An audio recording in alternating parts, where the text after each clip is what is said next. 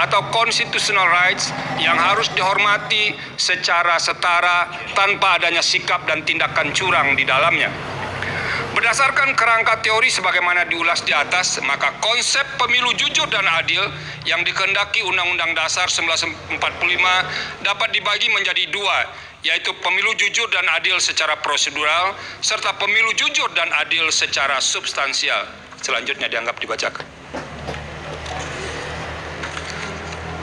Melampaui batas keadilan prosedural, azas jujur dan adil dalam pasal 22E ayat 1 Undang-Undang Dasar 1945 tidak hendak berhenti pada batas keadilan prosedur semata. Jujur dan adil dalam norma konstitusi tersebut menghendaki sebuah keadilan substantif.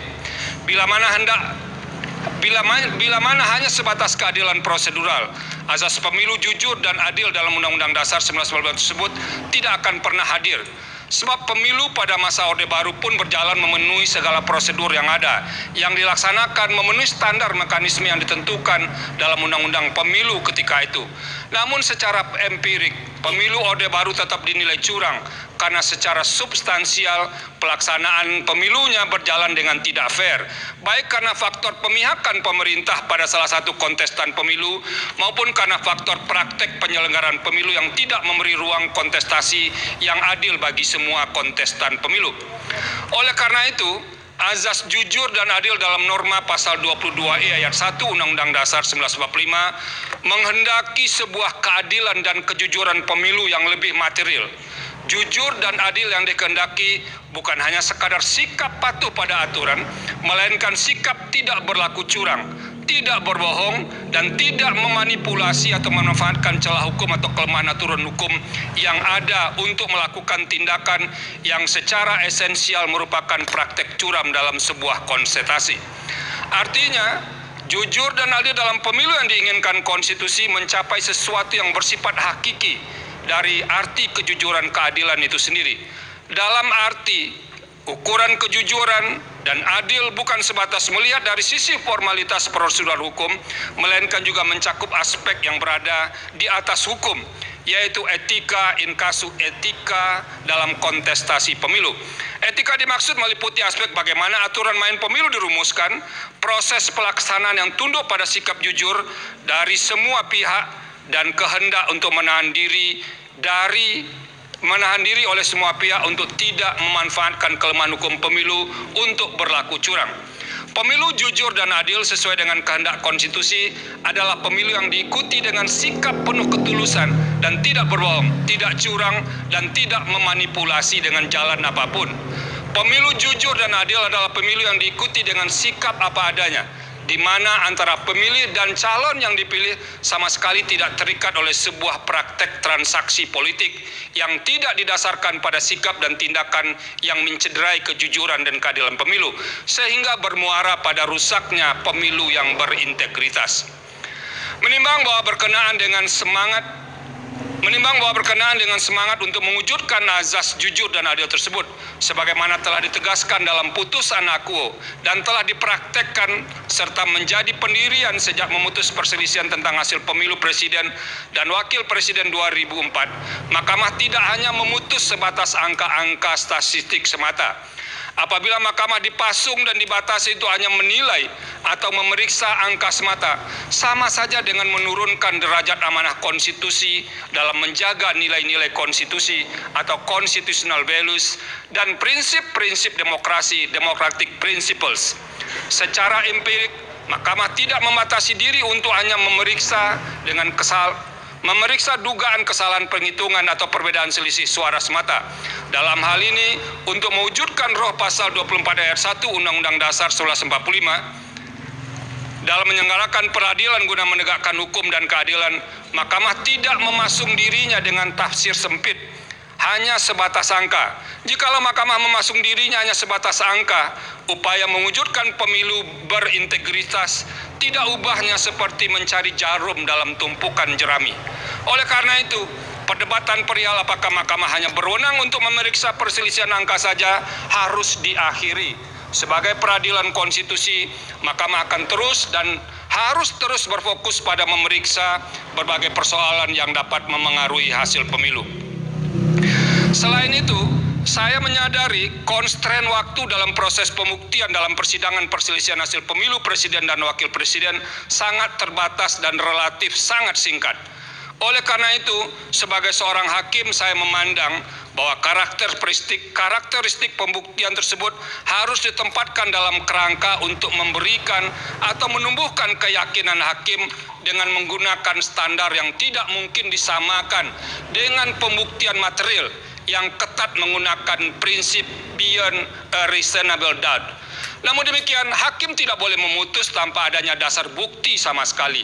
Akan tetapi seorang hakim konstitusi dapat memutus sepanjang bukti yang ada dan fakta yang diperoleh dalam persidangan masih relevan serta menambah keyakinan pada diri hakim dalam menjalankan fungsi peradilan konstitusi sebagai amanat pasal 24C ayat 1 Undang-Undang Dasar 1945. Menimbang bahwa sekalipun tidak tunduk pada persoalan angka semata, dalam putusan aku, Mahkamah telah menyatakan permohonan pemohon tidak beralasan menurut hukum untuk seluruhnya. Terhadap pertimbangan hukum Mahkamah dalam menanggapi dalil-dalil pemohon, pada pokoknya saya memiliki posisi hukum serupa pada sebagian isu tersebut, terkecuali untuk beberapa persoalan yang menjadi tumpuan perhatian saya, termasuk sebagian argumentasi dalam permohonan. Ada dua hal yang membuat saya mengambil haluan untuk berbeda pandangan dengan pendapat mayoritas majelis hakim, yaitu dalam satu, persoalan mengenai penyaluran dana bantuan sosial yang dianggap menjadi alat untuk memenangkan salah satu peserta pemilu presiden dan wakil presiden. Dua, perihal keterlibatan aparat negara, pejabat negara atau penyelenggara di sejumlah daerah. Karena tidak mudah untuk membelahnya secara tegas, kedua masalah tersebut akan diuraikan secara berkelindan sebagai berikut. Bahwa pemohon mendalilkan persoalan di atas dalam uraian yang tersebar dalam sebagian besar permohonan tanpa bermaksud menyederhanakan permasalahan tersebut, melainkan mempermudah dalam menjawab dalil permohonan. Saya tidak akan menanggapinya dengan memperinci setiap uraian dalil dalam permohonan. Saya mengambil inisiatif untuk menanggapi dalam dua bahagian besar. Pertama, melihat aspek dalil dan fakta yang dikemukakan secara konkret dan spesifik, kemudian melihatnya secara umum dalam konteks pengelolaan anggaran negara dan pelaksanaan program pemerintah dalam kurun waktu yang berdekatan dengan penyelenggaraan pemilu. Dalam permohonannya, pemohon mengungkapkan fakta dan kejadian tertentu secara spesifik, yaitu dukungan yang diberikan Presiden terhadap pihak terkait, pasangan calon presiden dan wakil presiden nomor urut 2. Dukungan dimaksud sebagaimana dalil pemohon dilakukan dengan cara mengalokasikan anggaran negara tertentu dan diwujudkan melalui pelaksanaan program pemerintah berupa penyaluran dana bantuan sosial. Ditambahkan oleh pemohon, salah satu mekanisme penyaluran dana bantuan sosial dilakukan dan atau dikemas beriringan dengan kunjungan kerja Presiden ke beberapa daerah. Cara demikian umum pemohon merupakan bentuk kampanye terselubung dan memberi kontribusi besar atau signifikan terhadap penambahan suara pasangan calon presiden dan wakil presiden nomor urut 2. Selanjutnya dianggap dibacakan. Namun demikian, fakta konkret sebagaimana menjadi objek penilaian di atas tidak bisa dilepaskan secara kontekstual atas pengaruh dari unsur-unsur lain yang menimbulkan hubungan sebab akibat. Sebagaimana membaca teks, maka membaca tidak hanya melihat pada huruf mati yang ada di hadapannya, melainkan harus pula mengetahui latar belakang susunan kata dan kalimat untuk dapat memahami makna dari teks dimaksud. Begitu pula halnya dengan membaca sebuah peristiwa. Kejadian itu tidak mungkin berdiri sendiri tanpa ada peristiwa lain yang memengaruhinya. Oleh karena itu, saya akan menilai dalil yang diutarakan pemohon mengenai penyaluran dana bantuan sosial yang dikaitkan dengan pengaruhnya bagi penambahan suara pasangan calon yang mendapat dukungan presiden secara kontekstual. Hal ini pun sejatinya yang menjadi pertimbangan mahkamah secara umum dengan mengambil inisiatif untuk memanggil dan meminta keterangan beberapa menteri dalam persidangan. Saya percaya mahkamah pun ingin menggali lebih dalam terhadap dalil-dalil dan fakta yang diungkapkan oleh pemohon dan memeriksa silang dalil tersebut kepada pihak yang berwenang berkenaan dengan penyaluran dana bantuan sosial dikaitkan dengan unsur-unsur lain yang menimbulkan relasi sebab akibat. Ada beberapa hal penting yang menjadi pertimbangan saya terkait dengan isu penggunaan bantuan sosial untuk menilainya dalam konteks yang lebih umum, yaitu mengenai hakikat keuangan negara atau anggaran negara dan tugas pemerintahan serta pelaksanaan program pemerintah yang diimplementasikan berhimpitan dengan waktu penyelenggaraan pemilu, inkasu tahap kampanye dan pemungutan suara. Yang menjadi persoalan besar dalam kaitan antara penggunaan uang dalam pemilu adalah berkenaan dengan sumber dana tersebut. Jikalau uang yang digunakan peserta pemilu bersumber dari keuangan publik atau anggaran negara, maka derajat persoalan yang harus dihadapi akan bertambah berkali lipat. Sebab penggunaan keuangan negara yang tidak sesuai dan dapat diartikan sebagai penyalahgunaan kekuasaan. Padahal secara konstitusional, hakikat keuangan negara harus dipergunakan bagi kepentingan umum yang sebesar-besarnya kemakmuran rakyat. Pasal 23 ayat 1 Undang-Undang Dasar 1945, tanpa boleh ditunggangi untuk kepentingan yang bersifat pribadi maupun segelintir kelompok. Selanjutnya dianggap dibacakan. Dalam konteks penyelenggaraan pemilu presiden dan wakil presiden tahun 2024, program pemerintah tidak sepenuhnya dapat dilekatkan dengan aspek teoritis dalam konsep political budget cycle, sebab tidak terdapat petahana dalam pemilihan presiden dan wakil presiden. Presiden yang saat ini memegang jabatan tidak menjadi peserta pemilu, meskipun sebagai pribadi orang yang sedang memegang jabatan tersebut tetap memiliki hak untuk memberikan dukungan politiknya kepada salah satu pasangan calon peserta pemilihan. Konsekuensinya, ia juga diberi dan memiliki kesempatan untuk melakukan kampanye dalam rangka mempengaruhi pemilih untuk memberikan suaranya kepada pasangan calon yang didukungnya. Akan tetapi, dukungan tersebut semestinya adalah dalam kapasitasnya sebagai pribadi dan bukan sebagai pemegang kekuasaan pemerintah yang masih harus menyelesaikan program-program pemerintahannya. Pada titik inilah kemudian yang menjadi sulit untuk menilai tindakan seorang presiden sebelum dan selama penyelenggaraan pemilu.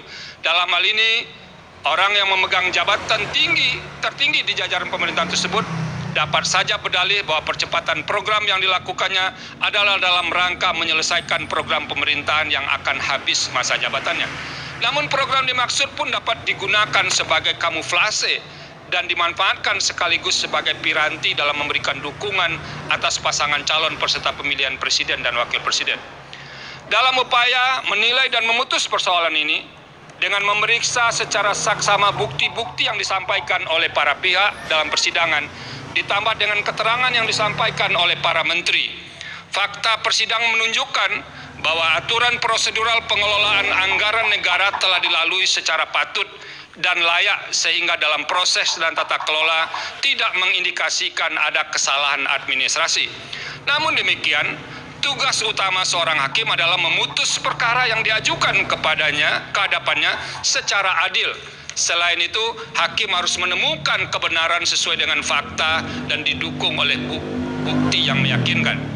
Dalam menjalankan kewenangan untuk memutus perselisihan hasil pemilu presiden dan wakil presiden, pemeriksaan persidangan yang dilakukan mahkamah didominasi oleh karakteristik untuk melakukan penilaian terhadap fakta atau judek faksi.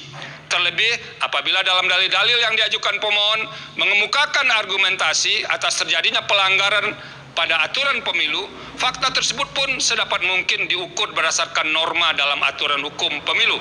Saya meyakini bahwa tidak ada hukum, saya meyakini bahwa tidak ada aturan hukum yang sempurna, terlebih sempurna, kecuali hukum yang dibuat oleh yang Maha Kuasa. Aturan hukum yang disebut amat lengkap dan mengatur secara rinci setiap tindakan manusia hanyalah klaim dari pembentuknya semata. Senantiasa akan ada dan ditemukan celah aturan hukum dan kemudian dapat dimanfaatkan untuk memenuhi kepentingan pribadi dan terlindung dari ancaman pelanggaran norma hukum. Begitu pula halnya dengan hukum pemilu. Ada celah hukum dalam hal aturan mengenai penggunaan anggaran negara melalui pengejawantahan program pemerintah pada masa yang berdekatan atau berhimpitan dengan penyelenggaraan pemilu. Di samping itu, pada kasus pemilu presiden dan wakil presiden tahun 2024 pun terdapat kekhususan dalam hal posisi presiden yang bukan berstatus sebagai petahana, bukan menjadi pihak yang terlibat sebagai peserta pemilu, melainkan sebagai pihak yang dinilai memberikan dukungan terhadap salah satu pasangan calon. Hal ini memicu pandangan kritis yang disampaikan oleh sebagian kelompok masyarakat. Dampak yang dikhawatirkan adalah peserta pemilu tidak bermain pada lapangan kontestasi yang sama. Terlebih fakta hukum yang ada di sekitar atau pada tahap kampanye berlangsung, kunjungan Presiden ke daerah menunjukkan peningkatan intensitas dibandingkan biasanya. Faktor yang mendukung hal tersebut antara lain adalah keadaan adanya celah aturan hukum dalam Undang-Undang Pemilu yang berpeluang dimanfaatkan. Perumpamaan kondisi demikian ibarat banyak orang melihat asap mengepul membubung tinggi, tapi tiada satupun yang dapat menemukan titik api yang menjadi sumber asap itu. Pada titik inilah moralitas atau etika memainkan peran penting agar tidak memanfaatkan celah atau kekosongan aturan hukum, legal loopholes. Bagaimanapun dampak dari dukungan tersebut kepada salah satu peserta pemilu menyebabkan ketidaksetaraan peserta dalam kontestasi perebutan suara rakyat. Padahal salah satu bentuk nyata perwujudan azas adil dalam pemilu adalah adanya upaya para peserta pemilu berada pada posisi yang setara. Suasana kebatinan demikian seharusnya dipahami semua penyelenggara pemilu dan pejabat negara untuk menerapkan standar etika tertinggi, the highest moral standard. Berdasarkan pertimbangan di atas, secara kelembagaan, saya memahami posisi mahkamah atau mayoritas hakim yang terkendala oleh banyak pertimbangan, terutama soal bukti dan penilaian atas bukti yang sehingga tidak dapat bergerak lebih jauh. Namun demikian, secara pribadi, sebagai hakim, saya memiliki keyakinan yang berbeda. Namun demikian, secara pribadi, sebagai hakim, saya memiliki keyakinan yang berbeda dengan sebagian hakim yang lain. Dalam hal ini, terdapat fakta persidangan perihal pemberian atau penyaluran bansos atau sebutan lainnya yang lebih masif dibagikan pada rentang waktu yang berdekatan atau berhimpitan dengan pemilu. Praktek demikian merupakan salah satu pola yang jamak terjadi untuk mendapatkan keuntungan dalam pemilu yang disebut dengan electoral incentive. Keterlibatan beberapa menteri aktif yang menjadi tim kampanye dalam membagi bansos terasosiasi dengan jabatan presiden secara langsung maupun tidak langsung sebagai pemberi bansos memunculkan atau setidaknya berpotensi atas adanya konflik kepentingan dengan pasangan calon. Sementara itu merujuk fakta yang terungkap dalam proses persidangan, menteri yang terkait langsung dengan tugas tersebut, inkasu Menteri Sosial, yang seharusnya memiliki tanggung jawab terhadap pemberian bansos, menyampaikan keterangan bahwa tidak pernah terlibat dan atau dilibatkan dalam pemberian atau penyaluran bansos secara langsung di lapangan. Selain itu diperoleh pula fakta dalam persidangan bahwa terdapat sejumlah menteri aktif yang membagikan bansos kepada masyarakat, terutama selama periode kampanye. Kunjungan ke masyarakat itu hampir selalu menyampaikan pesan bersayap yang dapat dimaknai sebagai bentuk dukungan atau kampanye terselubung bagi pasangan calon tertentu. Padahal ketika kegiatan para menteri membagikan dana bansos atau dana lain yang berasal dari APBN, norma pasal 281 ayat 1 Undang-Undang Pemilu antara lain menyatakan, menteri harus memenuhi ketentuan tidak menggunakan fasilitas dalam jabatannya kecuali fasilitas pengamanan bagi pejabat negara sebagaimana diatur dalam ketentuan peraturan perundang-undangan dan menjalani cuti di luar tanggungan negara. Berdasarkan pertimbangan hukum dan fakta tersebut, pembagian bansos atau nama lainnya untuk kepentingan elektoral menjadi tidak mungkin untuk dinafikan sama sekali. Oleh karena itu, saya mengemban kewajiban moral atau moral obligation untuk mengingatkan guna mengantisipasi dan mencegah terjadinya pengulangan atas keadaan serupa dalam setiap kontestasi pemilu. Terlebih dalam waktu dekat yang hanya berselang berbilang bulan dan akan dilaksanakan pemilihan kepala daerah dan wakil kepala daerah serentak secara nasional. Penggunaan anggaran negara atau daerah oleh petahana, pejabat negara atau oleh kepala daerah demi memenangkan salah satu peserta pemilihan yang didukungnya dapat dimanfaatkan sebagai celah hukum dan dapat ditiru menjadi bahagian dari strategi pemilihan. Dengan menyatakan dalil akuo terbukti, maka akan menjadi pesan jelas dan efek kejut, deterrent efek kepada semua calon kontestan dalam pemilihan kepala daerah dan wakil kepala daerah bulan November 2024 yang akan datang untuk tidak melakukan hal serupa. Dengan demikian, saya berkeyakinan bahwa dalil pemohon terkait dengan politisasi bansos beralasan menurut hukum. Bahwa dalam kaitan dengan dalil di atas, pemohon mengemukakan beragam tindakan yang dilakukan oleh aparat atau penyelenggara negara disertai dengan alat bukti untuk mendukung argumentasinya. Dalam persidangan, termohon telah menyampaikan sanggahan terhadap beberapa dalil yang disampaikan pemohon, dan Bawaslu serta pihak terkait pun telah memberikan keterangan serta bantahan ihwal dalil aku. Salah satu posisi atau jabatan pemerintah yang kerap muncul dalam fakta persidangan adalah persoalan netralitas penjabat atau PJ kepala daerah dalam proses pemilu. Sebagaimana kita pahami, PJ kepala daerah yang terdapat di sekitar PJ kepala daerah yang terdapat di sekitar tahapan pemilu 2024 tolong diperbaiki 2024 termasuk pemilu presiden dan wakil presiden merupakan konsekuensi masa transisi menuju penyelenggaraan pemilihan kepala daerah dan wakil kepala daerah serentak pada bulan November 2024. Sebagai PJ kepala daerah, mereka bukan berasal dari hasil pemilu, tapi ditunjuk oleh pejabat yang berwenang, inkasu Menteri Dalam Negeri atau Presiden. Secara normatif, eksistensi PJ kepala daerah didasarkan pada norma 201 ayat 9, ayat 10, dan ayat 11 Undang-Undang 10 2016. Artinya, pengisian PJ kepala daerah telah direncanakan dan diatur jauh sebelum penyelenggaraan pemilu 2024. Selain berkenaan dengan PJ kepala daerah, kepala desa termasuk salah satu aparatur negara yang kerap didalilkan pemohon, khususnya terkait dengan netralitas aparatur penyelenggara.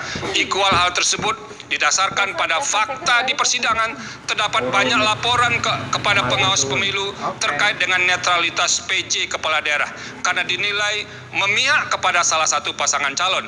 Selain itu, pengerahan kepala desa pun menjadi fakta yang dilaporkan dan juga muncul di persidangan.